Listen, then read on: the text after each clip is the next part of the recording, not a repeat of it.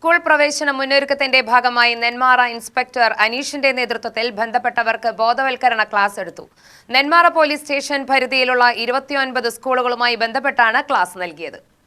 അധ്യാപകർ, PTA അംഗങ്ങൾ, SPC, NCC, school driver, ആയമാർ, വ്യാപാരികൾ, ആരോഗ്യവകുപ്പ്, excise, food and safety, PWD, Nenmara Ayalur ഗ്രാമപഞ്ചായത്തിലെ അസിസ്റ്റന്റ് എഞ്ചിനീയർമാർ എന്നിവർ പരിപാടിയിൽ പങ്കെടുത്തു. എന്തെങ്കിലും ബുദ്ധിമുട്ടുകൾ, ഏതെങ്കിലും ഡിപ്പാർട്ട്മെന്റിന്റെ ഏതെങ്കിലും തരത്തിലുള്ള ബുദ്ധിമുട്ടുകൾ ഉണ്ടെങ്കിൽ നമുക്കത് ചർച്ച ചെയ്യാം.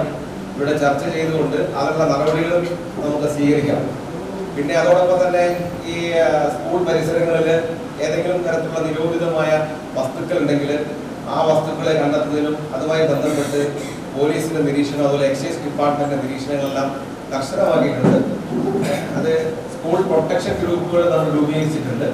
നമുക്കറിയാം, ഈ കൗമാരക്കാരായ കുട്ടികളെ ധാരാളമായി അവരെ ആകർഷിക്കുന്നതിനായി പലതരത്തിലുള്ള വസ്തുക്കൾ നമുക്ക് അറിയാതെ നമ്മുടെ പരിസര പ്രദേശങ്ങളിലൊക്കെ വളരെ സുലഭമായി ലഭിക്കുന്നുണ്ട്.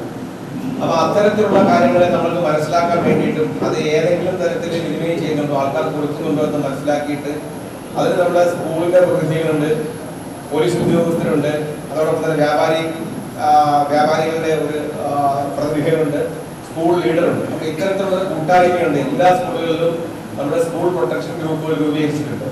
സ്കൂൾ കെട്ടിടത്തിന്റെയും കുട്ടികളുടെയും സുരക്ഷ ഉറപ്പാക്കുന്നതിനും സ്കൂളുകളുടെ മുൻവശത്തെ സ്കൂൾ സൈൻബോർഡ് സ്ഥാപിക്കുന്നതിലും സീബ്ര ലൈൻ ഇല്ലാത്ത സ്കൂളുകളുടെ മുന്നിൽ അവ സ്ഥാപിക്കാനുള്ള നടപടികൾ സ്വീകരിക്കുന്നതിനും സ്കൂൾ പരിസരങ്ങൾ വൃത്തിയായി സൂക്ഷിക്കുന്നതിനും ഇഴജന്തുക്കളുടെ അപകടങ്ങൾ ഇല്ലാതിരിക്കാനും മറ്റും നിർദ്ദേശം നൽകി.